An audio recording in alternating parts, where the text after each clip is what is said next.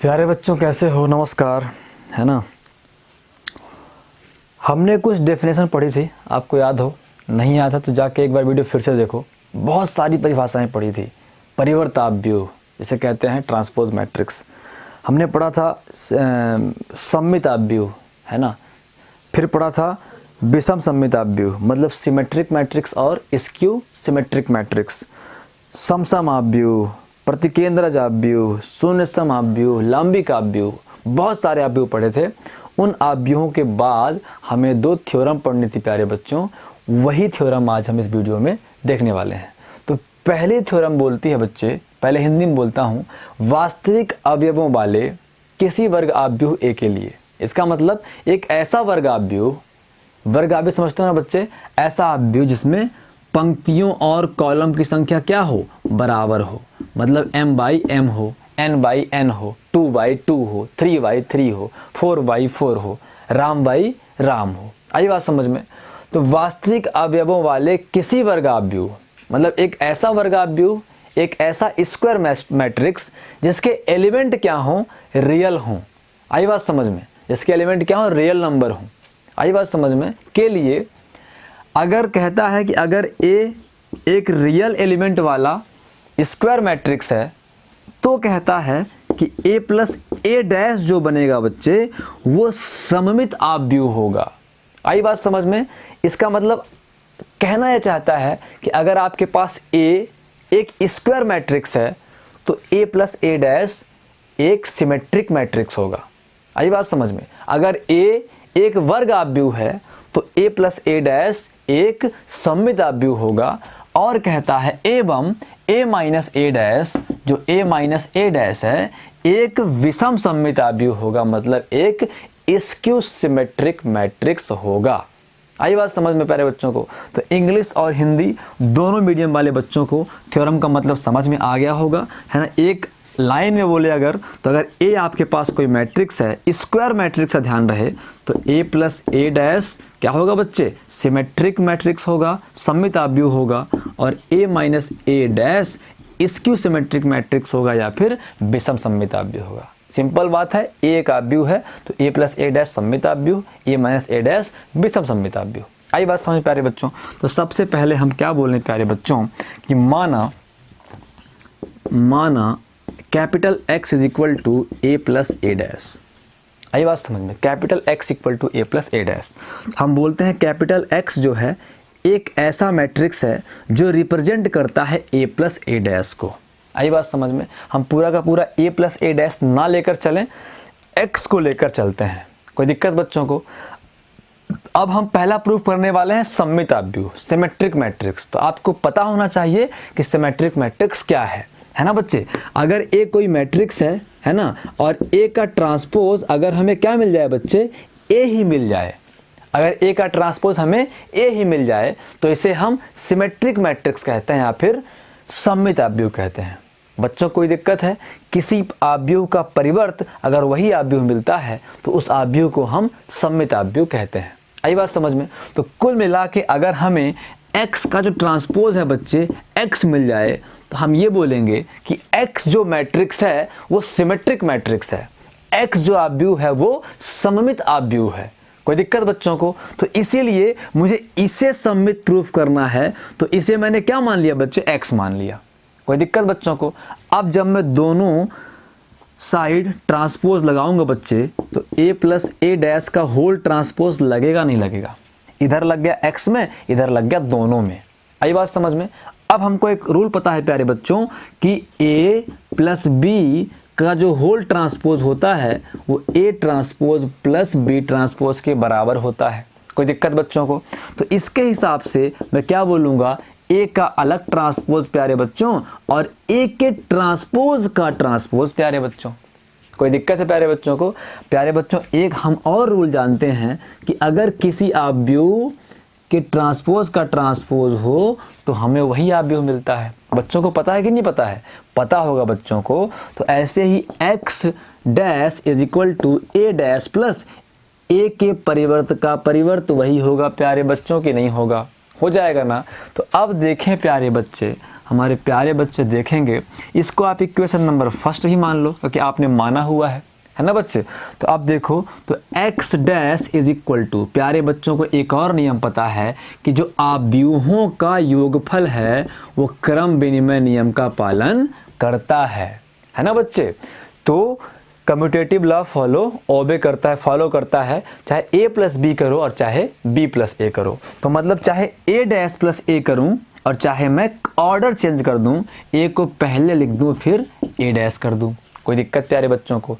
तो बस x dash is equal to, आप चले जाओ इक्वेशन नंबर फर्स्ट के पास और देखो a प्लस ए डैश किसकी वैल्यू है, x की वैल्यू है बच्चे की नहीं है। तो आप a प्लस ए डैश के स्थान पे x कर सकते हो कि नहीं कर सकते हो, यहाँ बोलो। Since x equal to a plus a dash, कहाँ से, समीकरण 1 से, फ्रॉम इक्वेशन फर्स्ट। तो हम बोलेंगे since x dash equal to x, अतः x या फिर x बोले या फिर बोले अतः यह एक क्या है बच्चों, सममित आव्यूह है। Therefore this is a symmetric matrix. आई बात समझ प्यारे बच्चों को। अब हम दूसरा सॉल्व करते हैं, a माइनस ए डैश को स्क्यू सिमेट्रिक मैट्रिक्स प्रूव करते हैं प्यारे बच्चों। कोई दिक्कत है बच्चों को? तो अब मैं इसे फिर से मिटाता हूं बच्चा लोग। अब हम क्या करने वाले हैं, अब हम इस थ्योरम का पार्ट 2 जो है स्क्यू सिमेट्रिक मैट्रिक्स वाला प्रूव करते हैं। तो इसे प्रूव करने से पहले हमारे प्यारे बच्चों को डेफिनेशन पता होनी चाहिए विषम सममिताव्यूह की। अगर ए कोई मैट्रिक्स है, उसका ट्रांसपोज अगर माइनस ए मिल जाए तो हम ये कहते हैं कि यह ए एक स्क्यू सिमेट्रिक मैट्रिक्स या फिर विषम सममिताव्यूह है प्यारे बच्चों।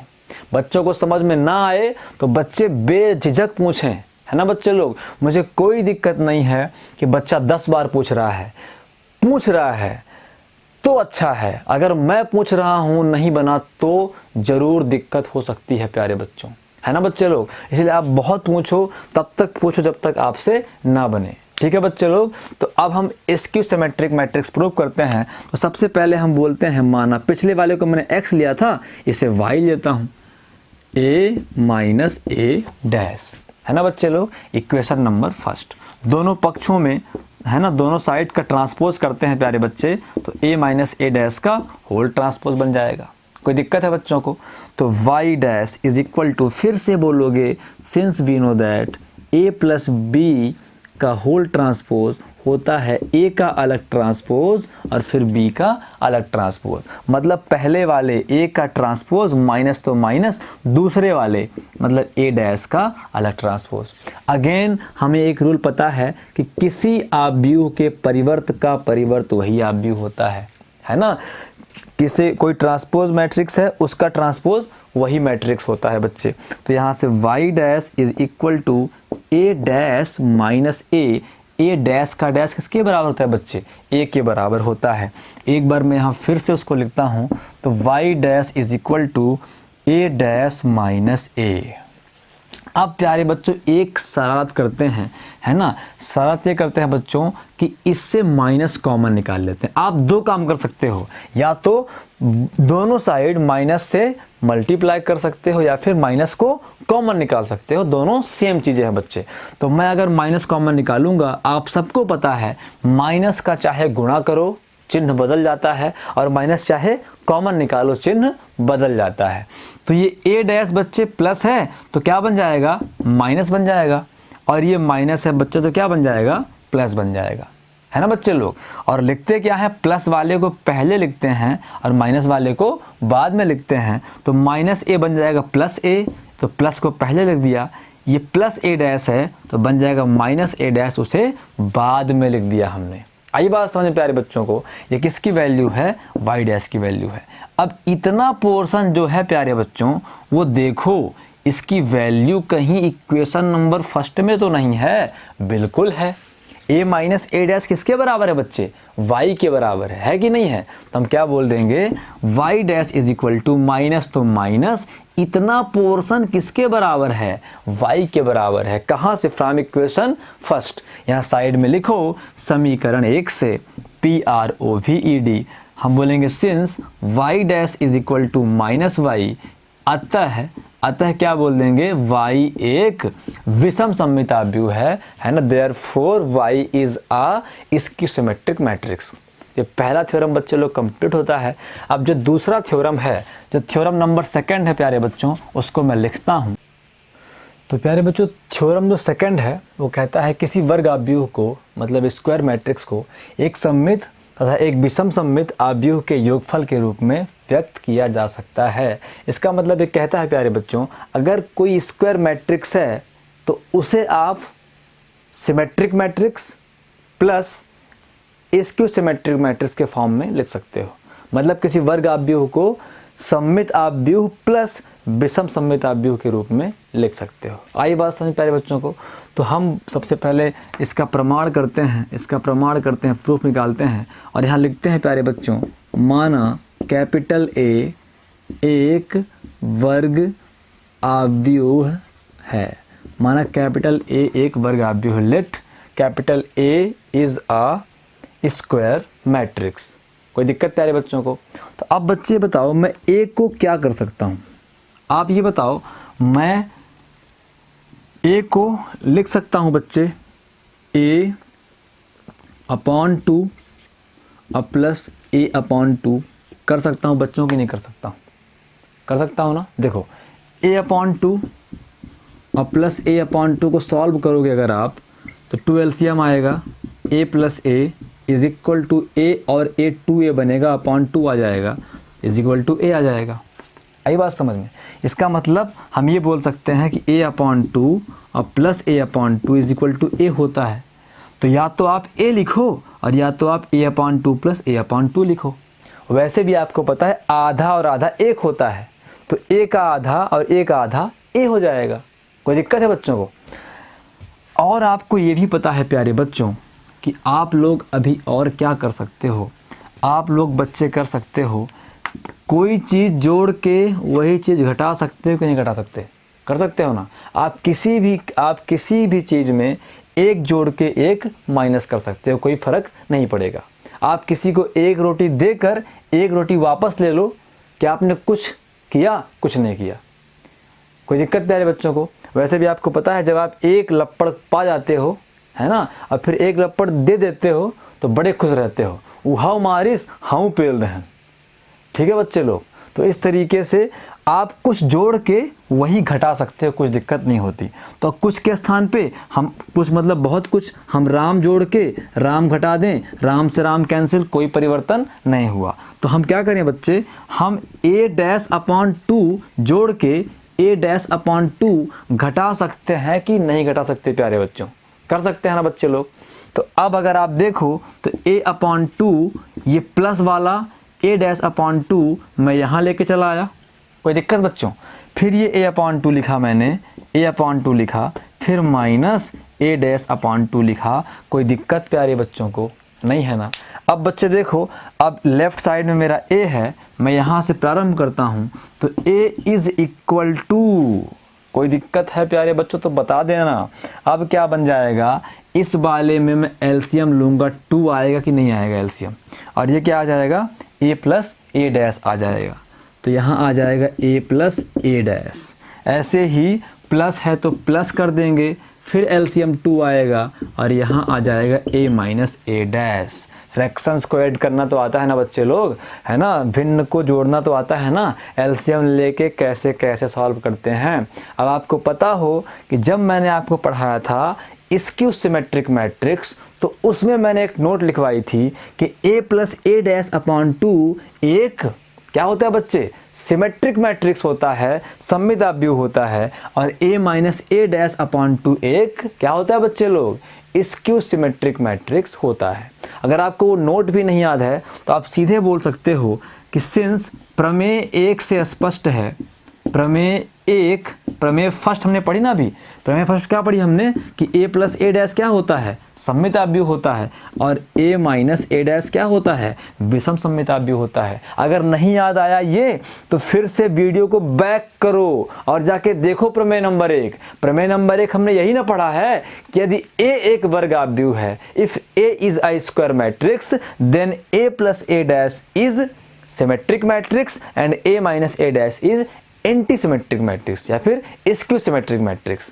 अगर a एक वर्ग आव्यूह है तो a प्लस ए डैश सममित होगा और a माइनस ए डैश विषम सममित होगा। ये हमने प्रमेय नंबर फर्स्ट में पढ़ा है प्यारे बच्चों। तो प्रमेय नंबर फर्स्ट में जब हमने ये पढ़ा है प्यारे बच्चों तो मैं यहाँ पर लिख सकता हूँ, सिंस प्रमेय एक से स्पष्ट हो चुका है, स्पष्ट है कि a प्लस ए डैश एक सममित आव्यूह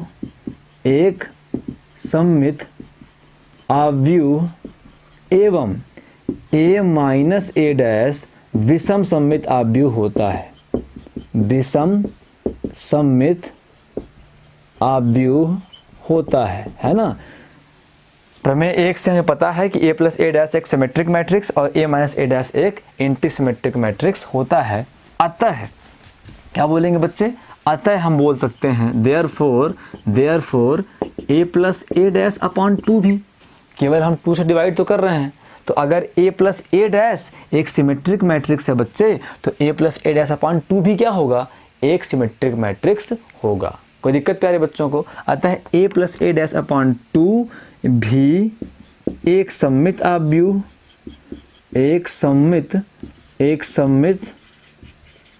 आव्यूह एवं a minus a dash upon 2 एक विषम सममित आव्यूह होगा, विषम सममित आव्यूह होगा। इंग्लिश मीडियम वाले बच्चे बोल सकते हैं a plus a dash upon 2 symmetric matrix and a minus a dash upon 2 anti symmetric matrix होगा।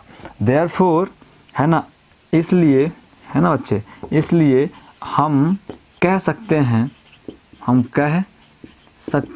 क्या कह सकते हैं बच्चे, ये हमारा a क्या है, एक वर्ग आव्यूह है, उसे मैंने क्या लिखा है, उसे हमने लिखा है एक सिमेट्रिक मैट्रिक्स और एक स्क्यू सिमेट्रिक मैट्रिक्स के एडिशन के रूप में। प्रमेय क्या कहती है कि एक सममित आव्यूह तथा एक विषम सममित आव्यूह के योगफल के रूप में के एडिशन के फॉर्म में हम लिख सकते हैं। इसका मतलब अगर एक वर्ग आव्यूह है तो आप उसे एक सिमेट्री मैट्रिक्स और प्लस स्क्यू सिमेट्रिक मैट्रिक्स के फॉर्म में लिख सकते हो। तो प्यारे बच्चों ये हमने देख लिया कि हमने a को इस फॉर्म में लिखा, कोई दिक्कत यहाँ तक नहीं थी। और ये क्या कहलाता है, ये सिमेट्रिक मैट्रिक्स कहलाता है। यह एक सममित आव्यूह है और यह एक विषम सममित आव्यूह है। तो हमने एक आव्यूह को एक सममित आव्यूह और विषम सममित आव्यूह के योगफल के रूप में लिख दिया प्यारे बच्चों। तो हम बोल सकते हैं अतः हम कह सकते हैं कि वर्ग आव्यूह को, इसके बाद ये लिखना आप, अतः हम कह सकते हैं कि किसी वर्ग आव्यूह को एक सममित आव्यूह तथा एक विषम सममित आव्यूह के योगफल के रूप में लिखा जा सकता है प्यारे बच्चों। तो आपका बहुत बहुत धन्यवाद ये वीडियो देखने के लिए। दोनों प्रमेय रेडी रखें।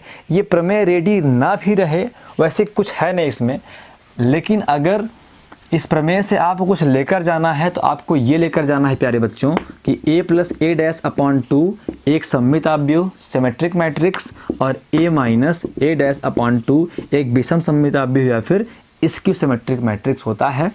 a प्लस ए डैश भी सिमेट्री होगा और a माइनस ए डैश भी स्क्यू सिमेट्री होगा। कोई दिक्कत हमारे प्यारे प्यारे बच्चों को। तो हम बहुत जल्द अगले वीडियो में मिलेंगे।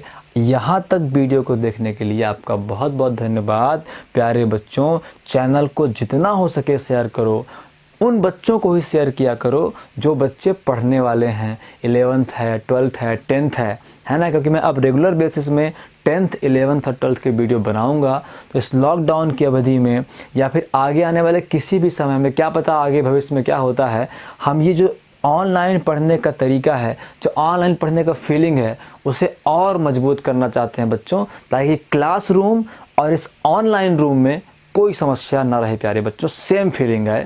तो अब मिलते हैं अगले वीडियो में, तब तक के लिए नमस्कार।